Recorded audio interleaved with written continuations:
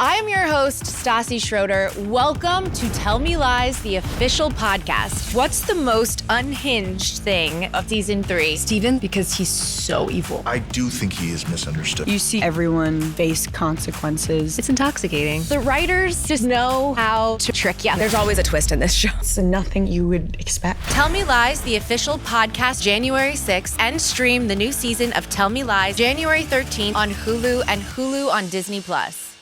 Does it ever feel like you're a marketing professional just speaking into the void? But with LinkedIn ads, you can know you're reaching the right decision makers, a network of 130 million of them, in fact. You can even target buyers by job title, industry, company, seniority, skills, and did I say job title? See how you can avoid the void and reach the right buyers with LinkedIn ads. Spend $250 on your first campaign and get a free $250 credit for the next one. Get started at linkedin.com/campaign. Terms and conditions apply. Remember when James Cameron nearly directed a Spider-Man movie? What about when we almost got Batman Year One with Joaquin Phoenix? Or David Goyer's Flash movie that would have starred Ryan Reynolds? Well, if you want to learn about all the unmade superhero movies, then check out Superhero Stuff You Should Know. Hosted by Ben Wan and Alex Ramsey, every month we cover nostalgic superhero movies with deep dives into unmade scripts, early drafts, deleted scenes, alternate cuts, concept art, novelizations, and tie-in novels. We also interview the people involved in making the superhero films of our childhood, with our past guests including superhero actors, directors, screenwriters, and concept artists. So remember, that's Superhero Stuff You Should Know, or Superhero SYSK on social media. Check us out on YouTube and wherever you get your podcasts.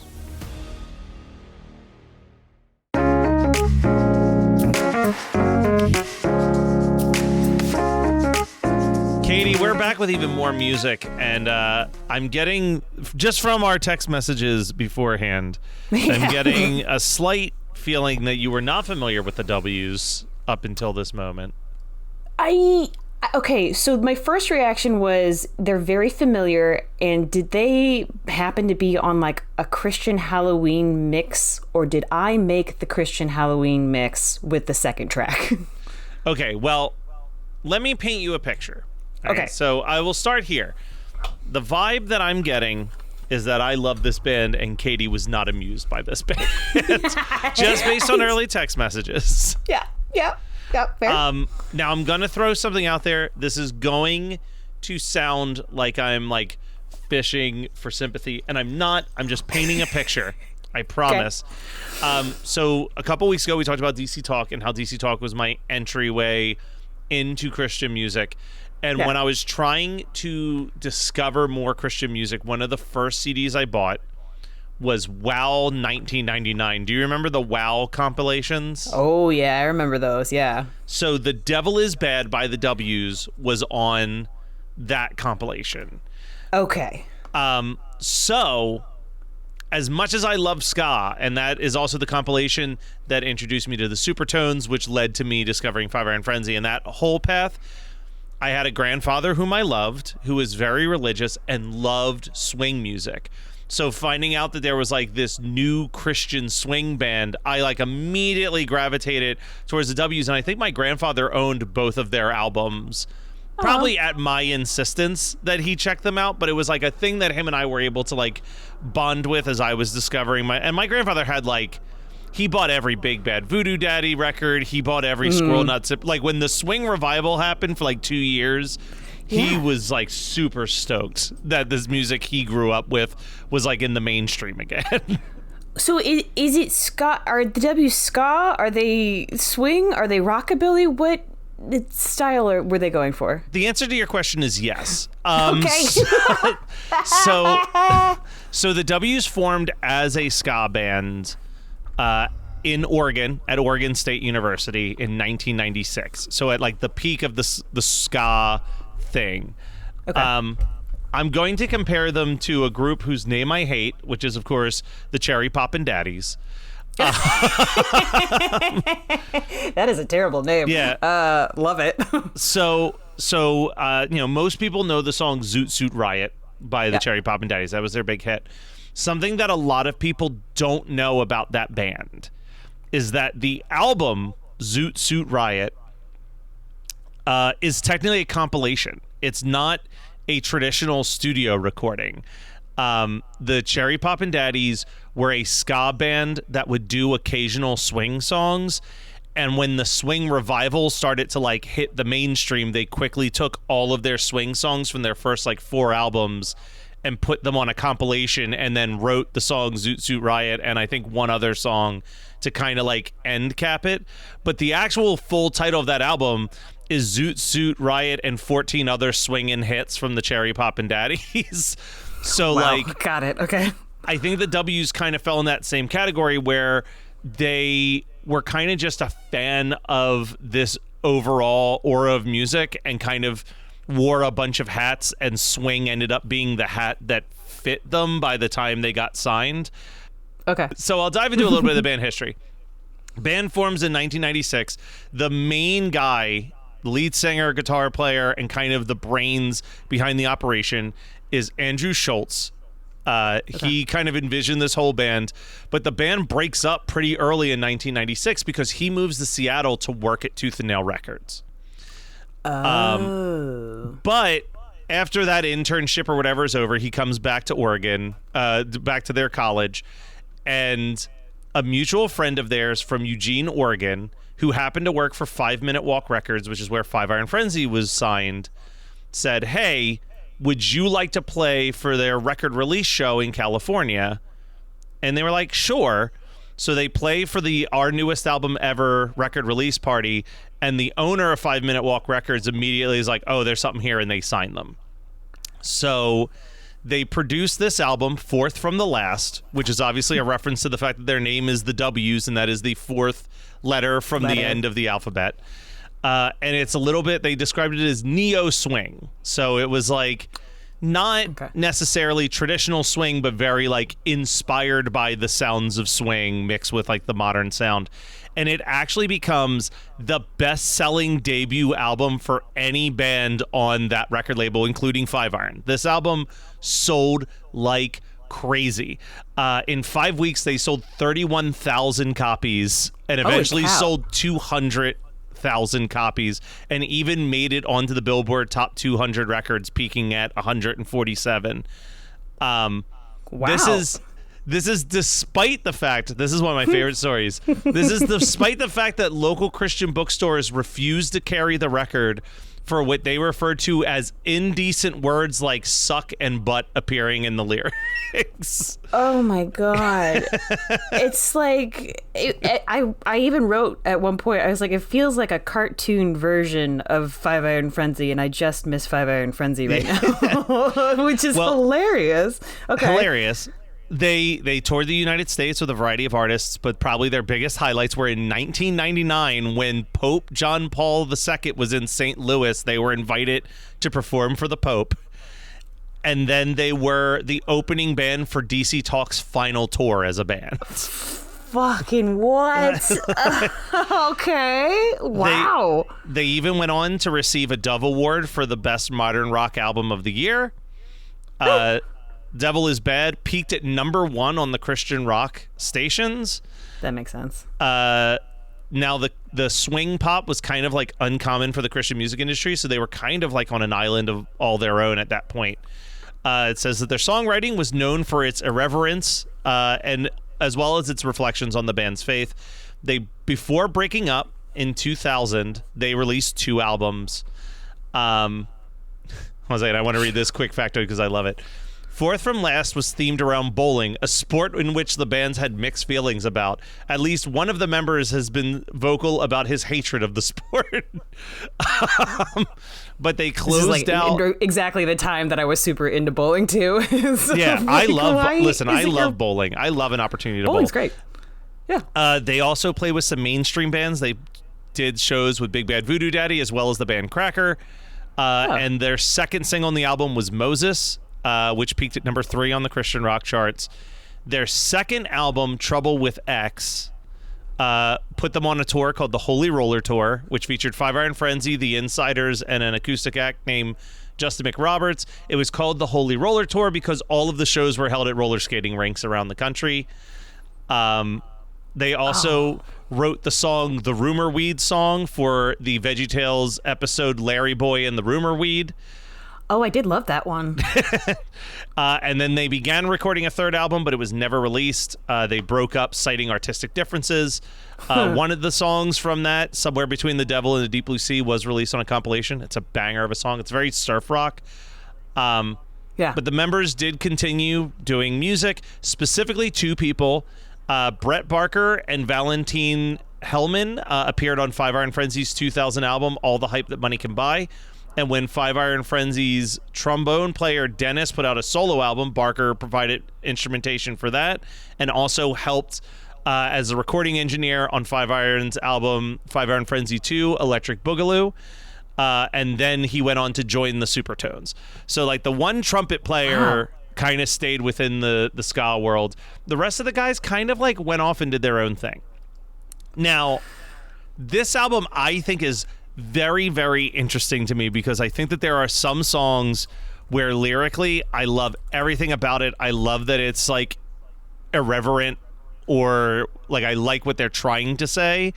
Yeah. And then like arguably the two biggest songs are the most like shoving religion down your throat songs with Devil Is Bad and Moses. Like those ones are relentless to you. But I think that's the quick history of the W's. If you're ready to dive into this opening song, which I still love this song. I think Open Minded is a great opening track.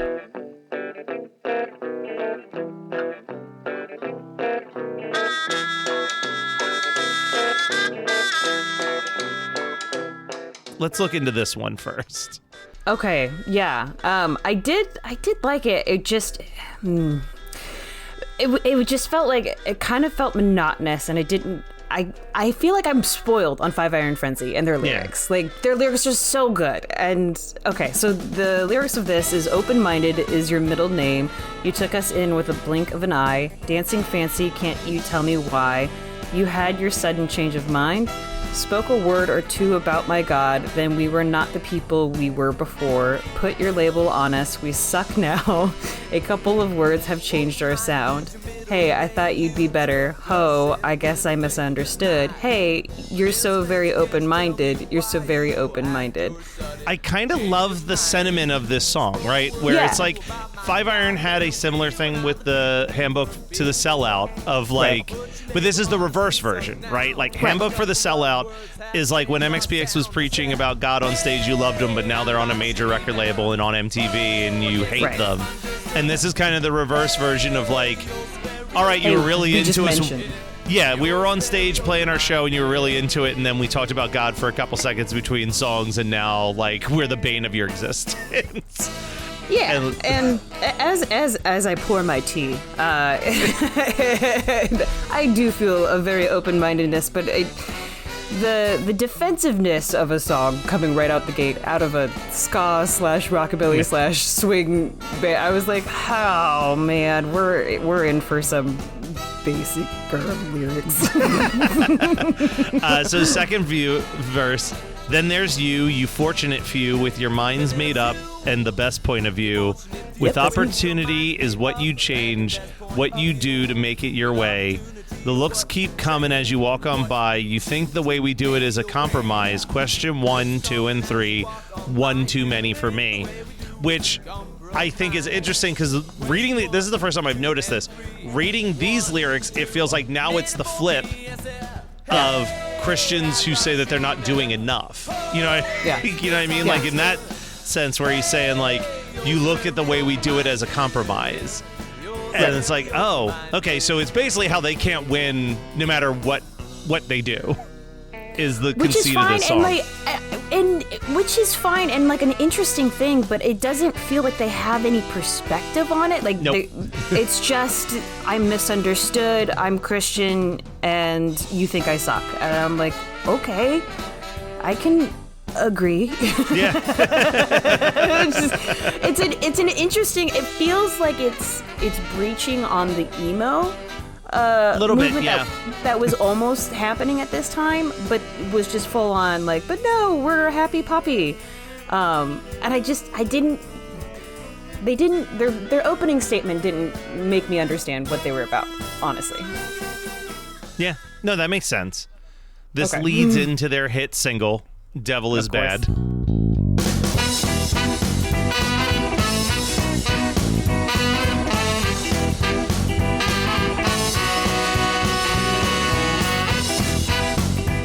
When I first heard this song, this was like one of those ones where it's like, oh, I want to memorize every one of these lyrics as a kid because it's so quick and so fast.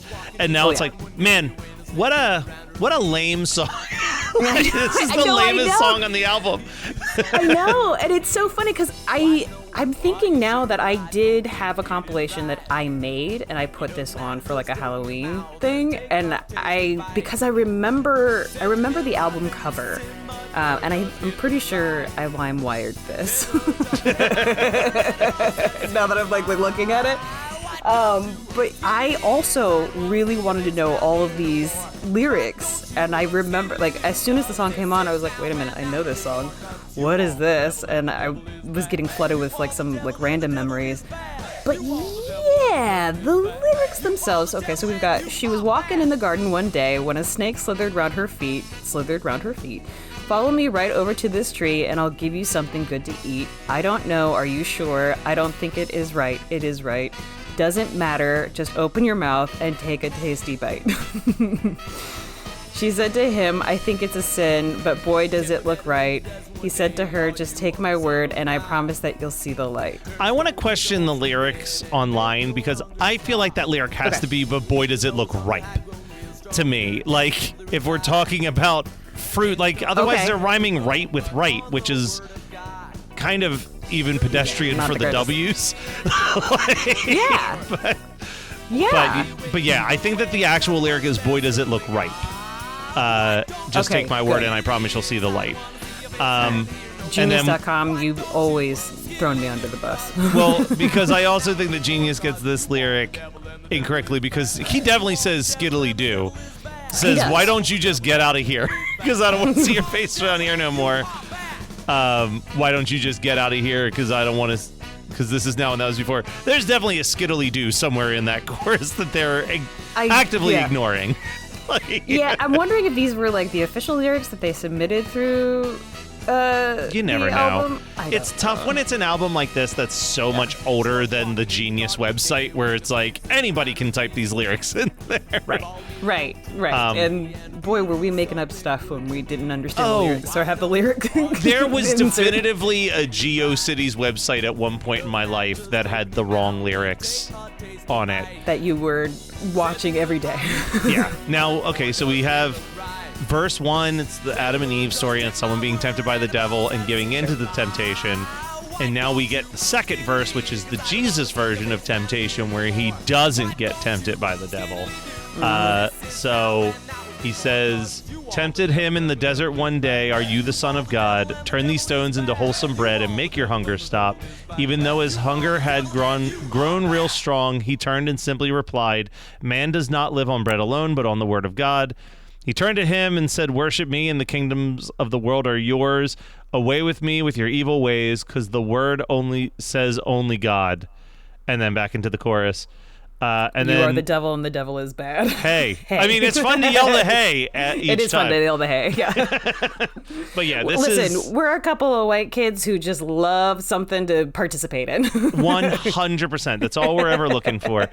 Now, thankfully, with Devil is Bad, we are like already knocked off 2 of the 3 overtly religious songs, and now it starts to get into just like silly snapshots of everyday life, starting with Frank.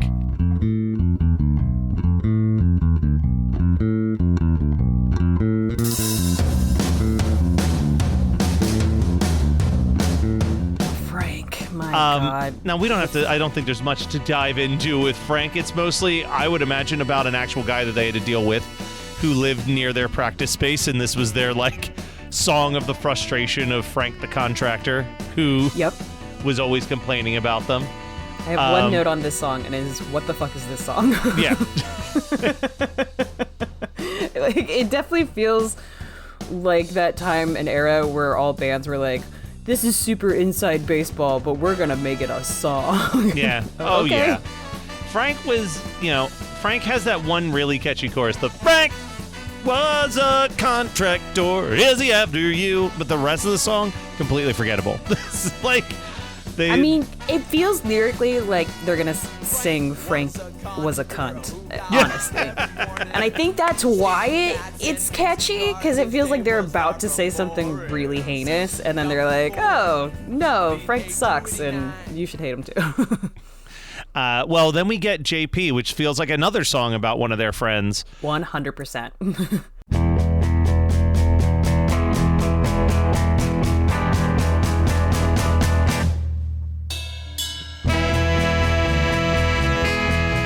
This one being more of a wake-up call of, hey, man, I like skateboarding too, but you got to do more with your life than that. Yep, that about sums it up. And I just have one note on this one too, and it just says, I miss Five Iron Frenzy. I do like, well, I don't know if I like it. Hold on a second. So the chorus is the, hey, you, why don't you just grow up? He's basically saying, like, hey, the real world's passing you by. I love when a band sarcastically, when a band sings about themselves. Because then we get to the bridge, and he says, this is not some job flipping nasty burgers at the local drive-thru, sitting around all day dreaming of the W's, becoming famous rock stars. I'll be working 9 to 5, jealous of you. Yeah, jealous of you. This is the first album too. This is their debut album. Yeah, they have not had a proven success yet. No, they have not. It's a little cocky. It feels like they kind of took some East Coast, West Coast rapping sort of pride in their music, which is great. But yeah, I mean, good for you for doing your music, but clearly between 96 and 2000, that was it the was time a very of their full-time short-lived career for the band. That's uncomfortable and cringy. It's not a good brag. No. Remember when James Cameron nearly directed a Spider-Man movie? What about when we almost got Batman Year One with Joaquin Phoenix? Or David Goyer's Flash movie that would have starred Ryan Reynolds? Well, if you want to learn about all the unmade superhero movies, then check out Superhero Stuff You Should Know. Hosted by Ben Wan and Alex Ramsey, every month we cover nostalgic superhero movies with deep dives into unmade scripts, early drafts, deleted scenes, alternate cuts, concept art, novelizations, and tie-in novels. We also interview the people involved in making the superhero films of our childhood, with our past guests including superhero actors, directors, screenwriters, and concept artists. So remember, that's Superhero Stuff You Should Know, or Superhero SYSK on social media. Check us out on YouTube and wherever you get your podcasts.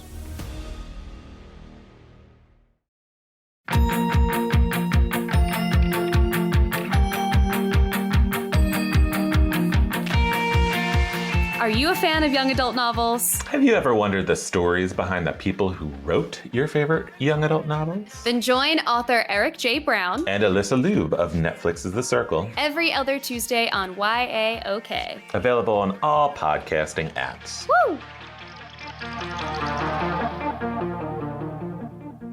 But here we go. We dive into their other big hit, Moses. Every once in a while I start to contemplate how a person like me could be used by the great God, and then I look to those who live. I think that Moses holds up better than The Devil Is Bad. It's still very same concept. We are going to just hammer down on some religious stories from the Bible. I just think this is a better constructed song, and it weirdly feels less preachy, even though it is undeniably more preachy. And they've got, how many name drops do they have? Biblical name drops? They've got Gideon, they've got God, they've got Paul. I don't know who Stephen is, but maybe. But it's a shorter song for sure, but it lyrically makes the most sense why it became popular. Yeah. I do like the conceit of the chorus, because this is like a thing that we especially 1997 Christian, of course you're like, how can God use me? I'm nobody. Like, right. It sums all that up. Which is it's just an interesting thing because I feel like this is more lyrically interesting because it speaks to a wider array of like, how can I actually be used, as opposed to you're to be working at your 9 to 5 and jealous of me being in the W's. It's a wild song to follow, that song, honestly. Yeah, it's a little jarring, and it reeks a little bit of youth, which is totally fine had they continued on. But I mean, there's so many of these bands that I'm like, their initial stuff kind of wigs me out a little bit. But then I wonder, how would you have changed and grown up with your lyrics, with your music, had you kept going? But, I mean, obviously, the band broke up and we won't get that, but I think there is an inherent adolescence within just sort of the presentation of this. I mean, this is... Let's dive into Pup, shall we? The song about being a stalker.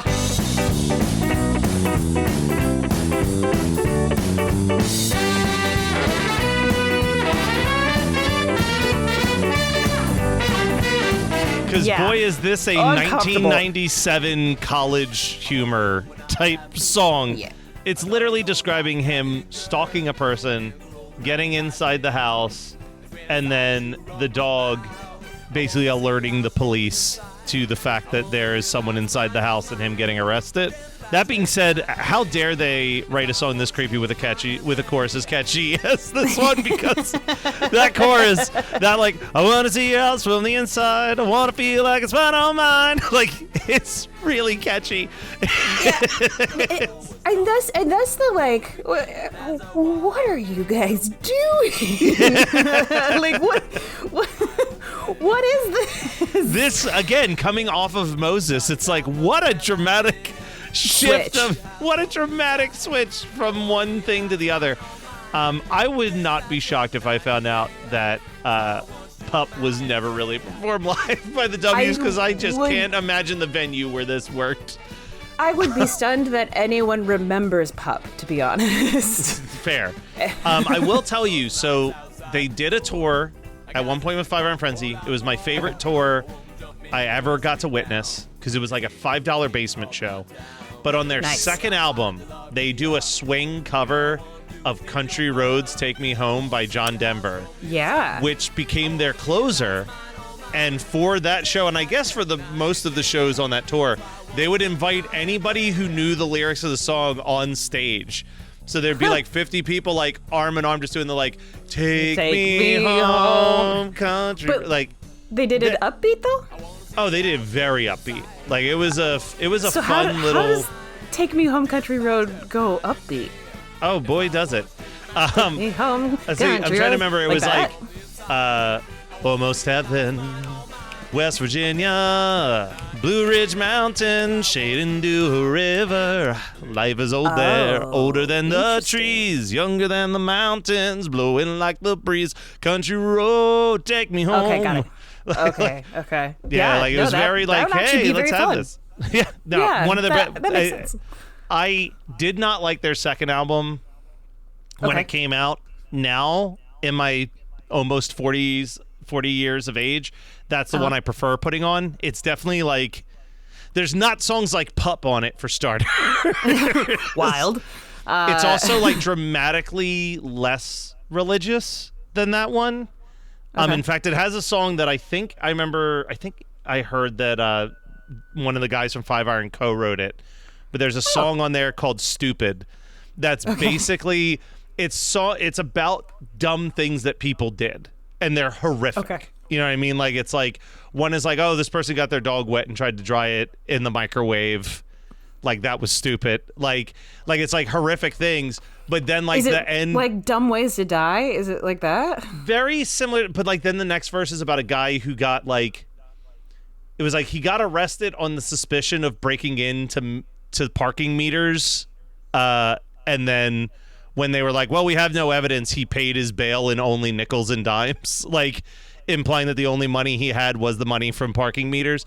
Like, it's like stuff like that. But then the conceit of the song is at the bridge, it's basically just like, hey, if you're also identifying as a Christian and you treat everybody like they are less than you, like you are as equally stupid as all the stories in the, like that's the most religious that album gets. And it's basically being like, hey, Christians, you're being stupid. Like I can understand why the artistic, I think that there was a couple things with the artistic differences, not just stylistically, musically. I think the main songwriter was wanting to get away from overtly religious music, and that caused a bit of a I think that's issue. where we find the maybe artistic differences. Yes, I think so too. Well, I enjoy a good song just about a guy who can bowl, and that is The King of Polyester. Polyester. Yep.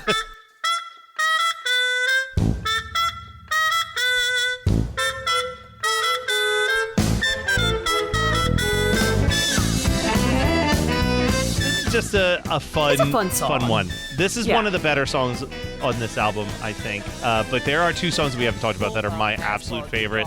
Ooh, tell me. But the chorus, I mean, you can't deny this. Who is he? The King of Polyester. It was one of those that like it kind of drew me back in, where I was like, oh, this is different. This is a little bit different, and this is fun and poppy, and it's not just being like, suck on Jesus. Yeah. And there's not much to analyze with that. I do want to look at a song like Jason E., which I don't actually like the song Jason E., but I admire what it is.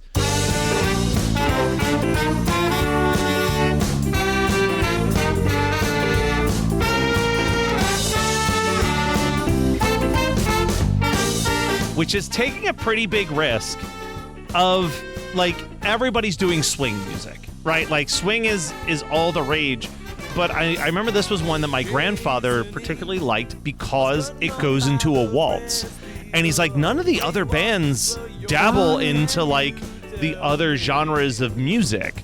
And this is a traditional, like, when you get to the chorus, they're like, is it a situation?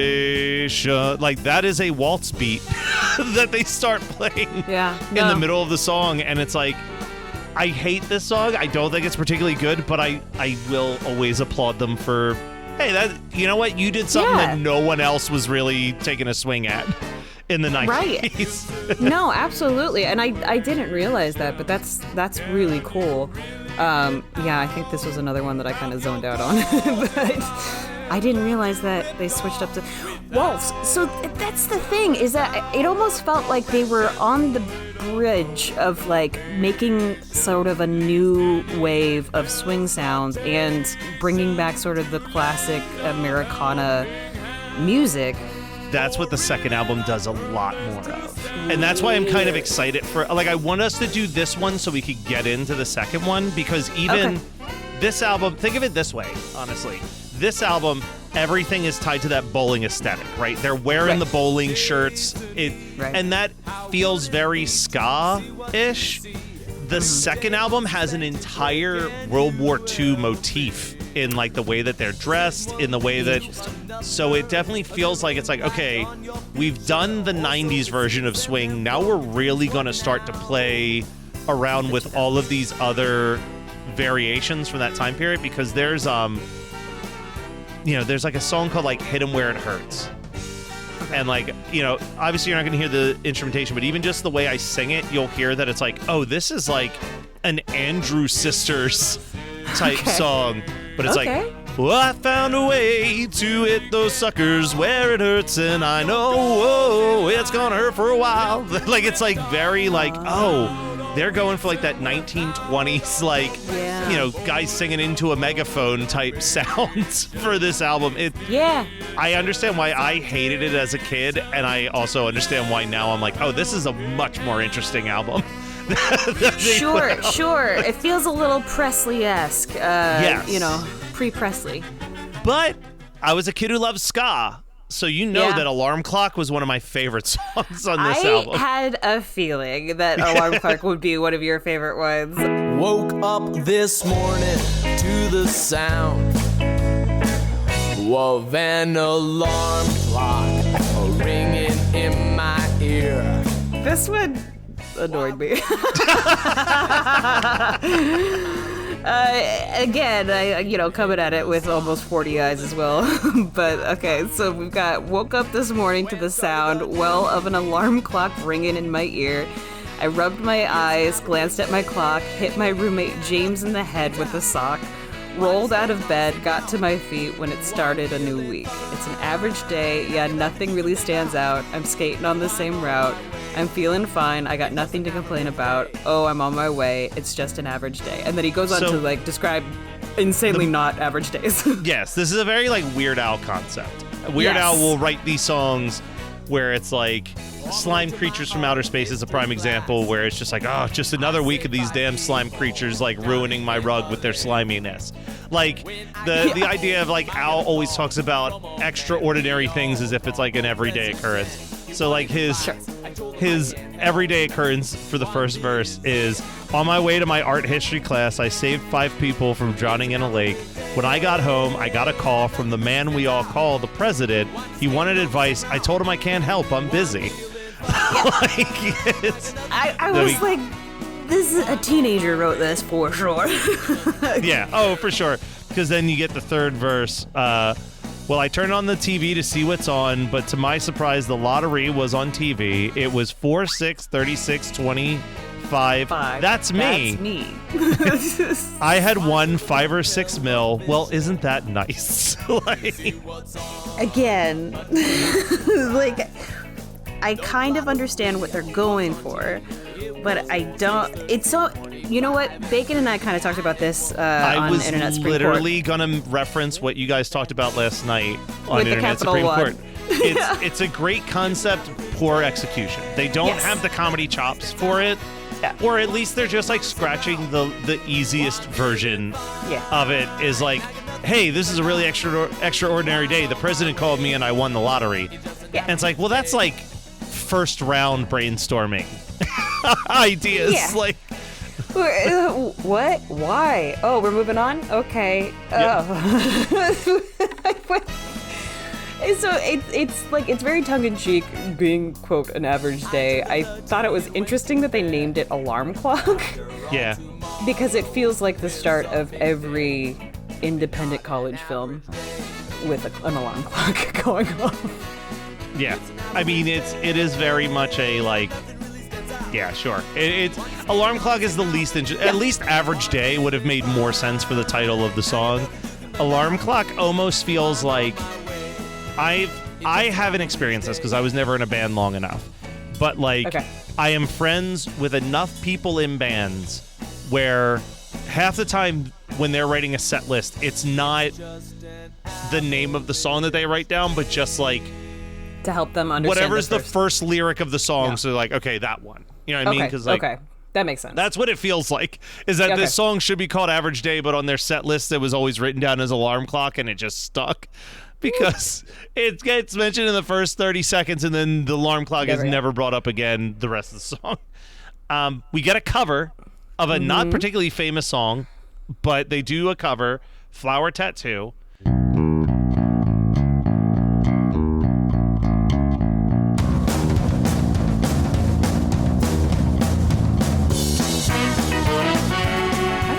Job with this too. This is a fun one.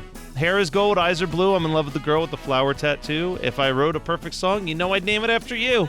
I don't know who this is that originally wrote this. I saw that it's an artist named Hunter or something, but I think it was for a band, but clearly a very obscure band because there's not much about it anywhere on the internet. I think I've discovered it was a cover recently, on one of the Christian 90s Christian music thing. Someone posted a video of the original version of the song, and I was oh, this is Cameron fine. Whitcomb? Oh no, that's a recent iteration. Oh, interesting.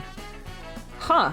Oh, yeah. I might have to do a deep dive on this. Looks like Down by Law might be the first. Down by Law, that's who it was. Down by Law was a punk band from the 80s.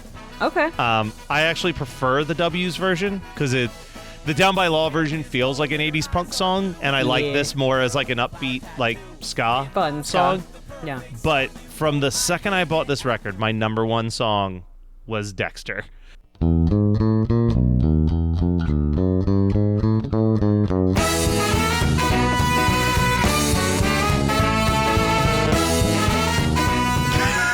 which is just about the town that they grew up in. That's what it was. I was so lost on this one.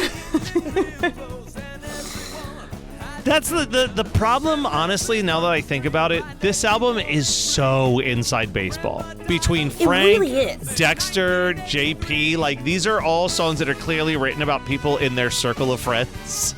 That it's just like, oh, okay, well, the rest of the world probably won't get this. But I loved it. I mean, I love that chorus of, like, trips in the ambulance or, like, rides at a county fair. Like, that to me I is was like what happened in your town? I heard that lyric and I was like, what is going on? Are you guys okay? I think it's just about you've listened to Brian Regan's first album, right? Yeah.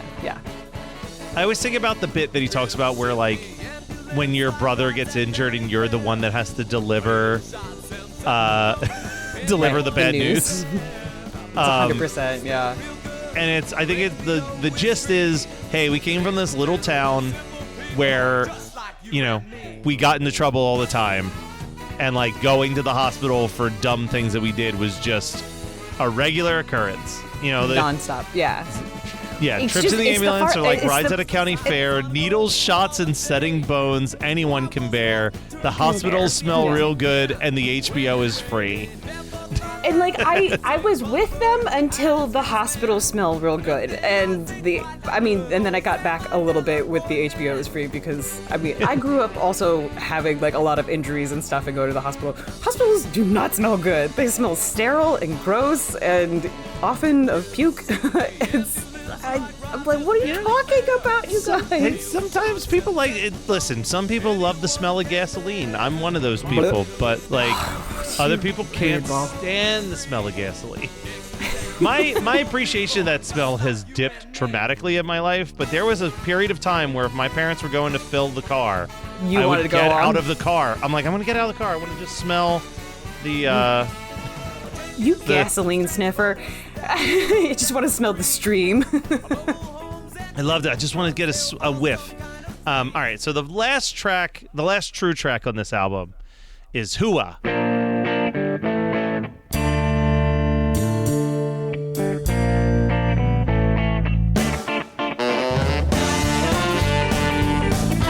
Which is a song about surfing. It's based on a 1980s surf movie.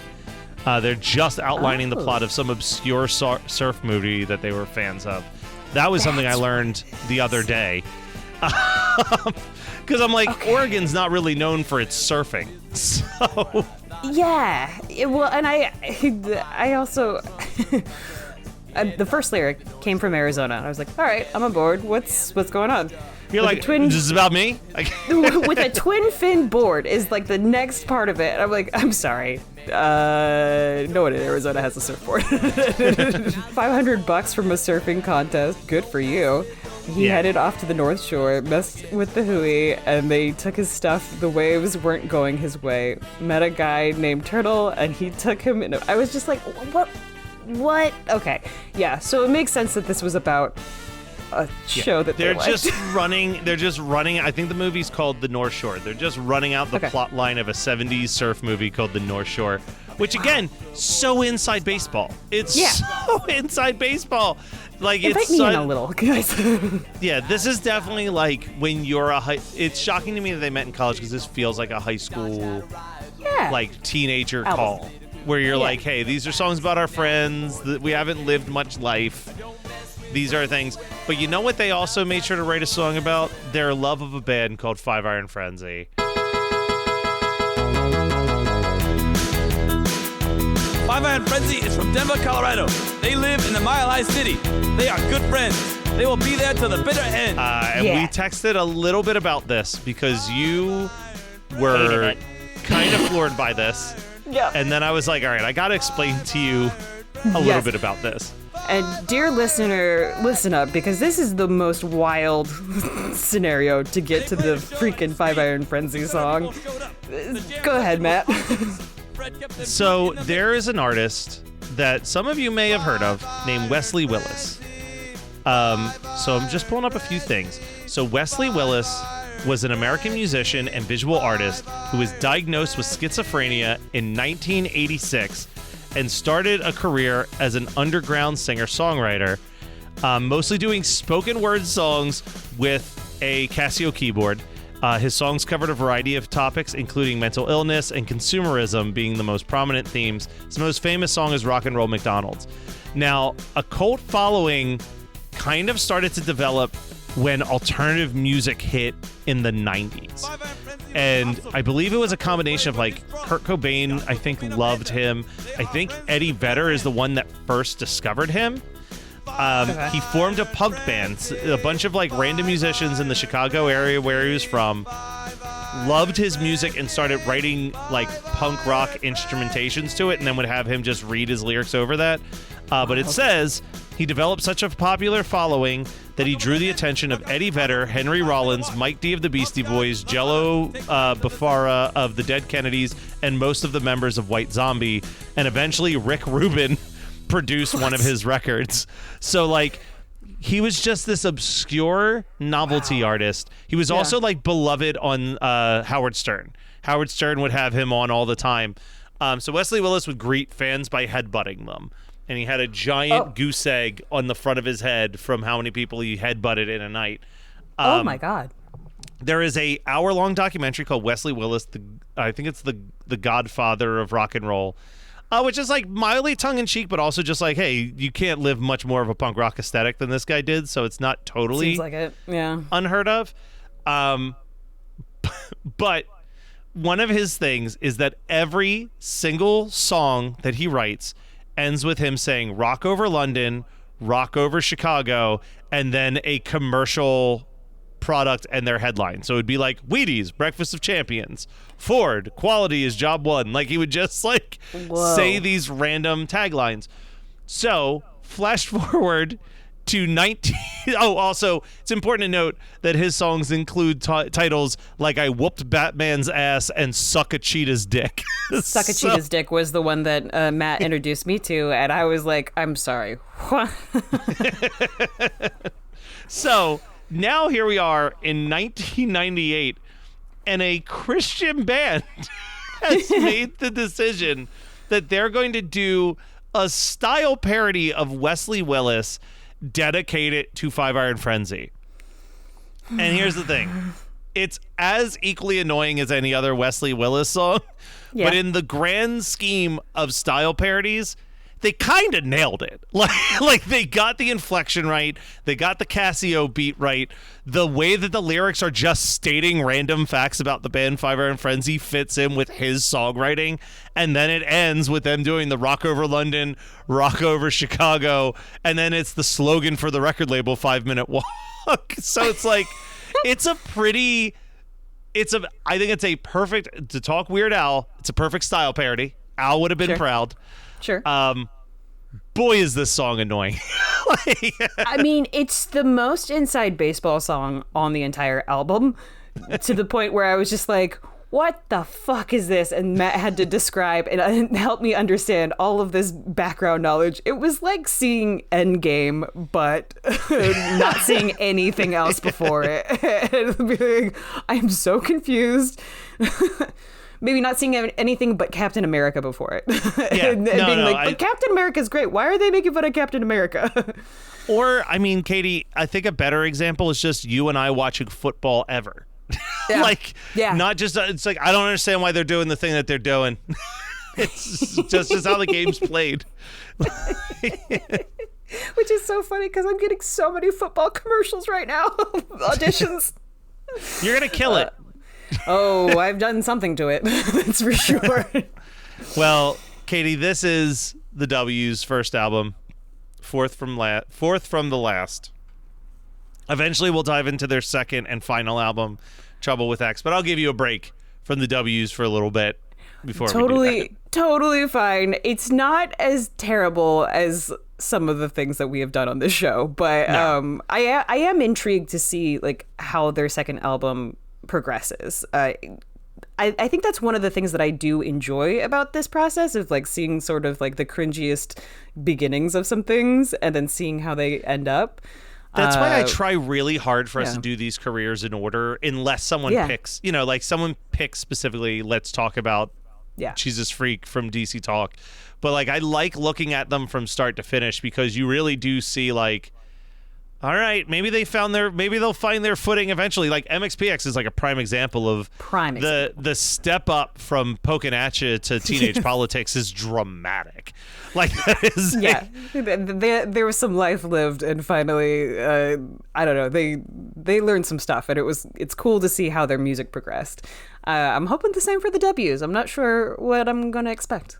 Well, the good news is if you feel like they didn't progress, their career ended anyway. So no, I know, and like that's kind of like in the background of my thoughts right now. But at the same time, I'm just like, but understanding A, how young they were, B, sort of how different band members seem to have different pushes and pulls for why they wanted to do music, especially lyrically speaking. Yeah, it kind of makes sense where they all ended up. I agree. I think when you, especially by having our conversations with the guys in Five Iron, like you definitely get that like they were all united by a singular opinion of what Christianity is supposed to be. Yeah. And I can't imagine if you're in a band of 8 people and not all 8 of you are on the same page with that you're going to like have some real push and pull. Like Sky is hard enough as is because you've got a big band behind you, but like to have all these like cool lyrics and stuff, it's a big production. I mean, it's probably as difficult as putting together a film because there's a lot of people in the kitchen. Yes, agreed. Well, we will be back with something next week. Who knows? But I'm sure it'll be cringy. Yeah, sounds good. Thanks for listening.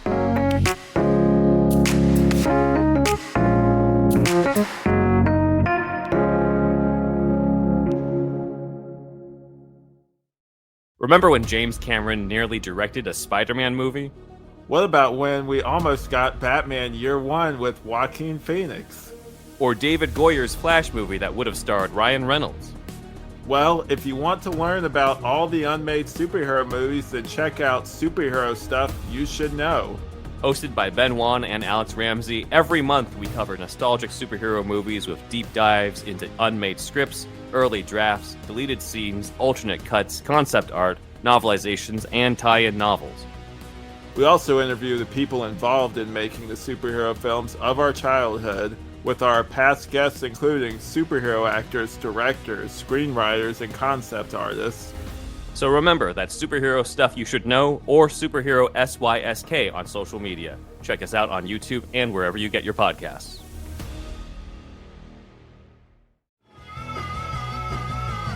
You're listening to the Geekscape Network.